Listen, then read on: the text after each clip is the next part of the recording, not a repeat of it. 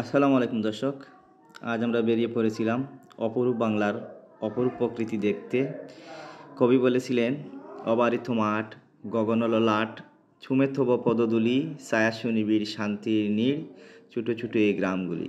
আসলে আমাদের গ্রাম বাংলার এই ছোটো ছোটো গ্রামগুলো আসলে শান্তির নীড়। দেখুন কি মনোরম পরিবেশ, হেমন্তের ধান রোপণ করা হয়েছে, কি সবুজ শ্যামলিমায় ভরে গেছে বাংলার মাঠ ঘাট পথ প্রান্তর।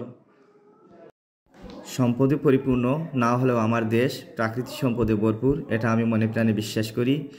আমি এও বিশ্বাস করি যে পৃথিবীর অনেক রাষ্ট্রের সম্পদে পরিপূর্ণ, কিন্তু এরকম সবুজ শ্যামলিমা পূর্ণ প্রাকৃতিক সৌন্দর্য তাদের নেই।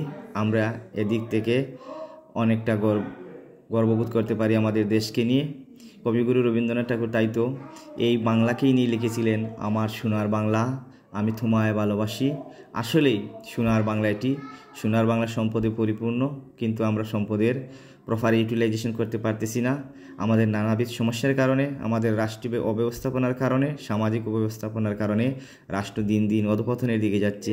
কিন্তু আমরা যদি এখনও চেষ্টা করি আমাদের রাষ্ট্রকে আরও সামনে নিয়ে যাওয়ার জন্য, হাতে হাত রেখে কাজ করি, তাহলে সোনার বাংলা আসলেই সোনার বাংলা হয়ে যাবে।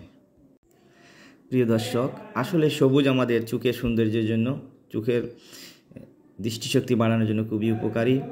কথায় বলে, যেখানে গ্রাম আছে, যেখানে সবুজ শ্যামলিমা আছে, সেই অঞ্চলের মানুষ আসলেই হৃদয়বান, এদের হৃদয়ে অনেকটা প্রসারিত হয়েছে।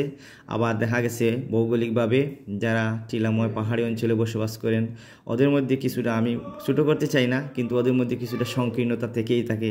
কিন্তু যেখানে সমতল ভূমি, আকাশ বিশাল, দিগন্তের ওপারে দেখা যাচ্ছে, সেখানে কিন্তু আসলেই এই অঞ্চলের মানুষের হৃদয় অত্যন্ত বিশাল।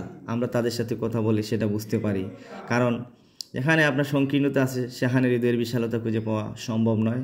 যেখানে সংকীর্ণতা আছে, সেখানে ভালোবাসা পাওয়া সম্ভব নয়। ভালোবাসা পেতে হলে গ্রামে আসুন, গ্রামের মানুষকে ভালোবাসুন, গ্রামের প্রকৃতি পরিবেশকে ভালো করে দেখুন, তবেই আপনি শান্তি পাবেন, ভালোবাসা খুঁজে পাবেন। ভালোবাসা শুধু মানুষে মানুষে মমত্বেই ভালোবাসা না, প্রকৃতির সাথেও ভালোবাসা হয়, প্রকৃতির সাথেও প্রেম হয়। প্রেমের সান্নিধ্যে সেটা এক ভিন্নতর আনন্দ আমাদের দেয়।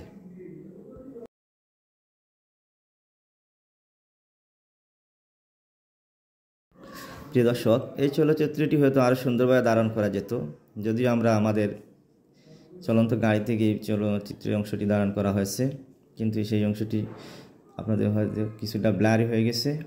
কিন্তু আশা করছি তারপরেও আপনারা এখান থেকে অনেক সৌন্দর্য উপভোগ করতে পারবেন। গ্রাম বাংলার আসল সৌন্দর্য, যেটা মাঠ ঘাট প্রান্তর, ফসলের ক্ষেত, জল, এগুলি আমাদের আসলেই আনন্দ দেয়। আর আমি আসলেই গ্রামের কাছাকাছি, প্রকৃতির কাছাকাছি থাকতে সবচেয়ে বেশি পছন্দ করি।